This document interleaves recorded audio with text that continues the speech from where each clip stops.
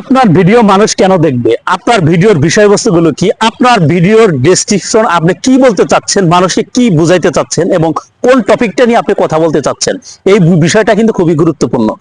আপনি মানুষকে ভিডিও, যে বিষয়ে ভিডিও আপনি বানাবেন বা যে বিষয়ে আপনি ভিডিও তৈরি করতেছেন সেই বিষয়টা সম্পর্কে মানুষকে বুঝাইতে হবে।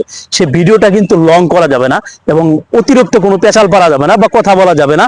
আপনি যে বিষয়টা নিয়ে মনে করেন যে আমি একটা প্রবলেম নিয়ে কারো কোনো মনিটাইজেশন রিএস্টেট হয়েছে, রিএস্টেটটা কেন হলো, কিভাবে হলো এবং কোন ভিডিওর কারণে মনিটাইজেশনটা মানে সাসপেন্ড হয়ে গেল, রিএস্টেট হয়ে গেল, সেই বিষয়টা অনুসন্ধান করার জন্য যা যা যাবতীয় কার্যক্রম আছে, যে সমস্যাগুলো আছে সেই সমস্যাগুলো সম্পর্কে কিন্তু আমাকে বলতে হবে। এখন আমি ভিডিও টাইটেল একটা আমি বলতেছি আর কাজের কথা না বলে আমি যদি অন্য কাজের কথা বলি তাহলে কিন্তু মানুষ আমার ভিডিও দেখবে না। মানুষ কেন আমার ভিডিও দেখার জন্য বেশি কমফোর্টেবল মনে করবে এবং তারা কেন আগ্রহ নিয়ে বসে থাকবে, এই বিষয়গুলো আপনাকে খোঁতায় দেখতে হবে। এখন একটা ভিডিও যদি আপনি 10 মিনিট, 15 মিনিট বা 5 মিনিট, 7 মিনিট করেন তাহলে কিন্তু মানুষ ভিডিও আপনার দেখবে না।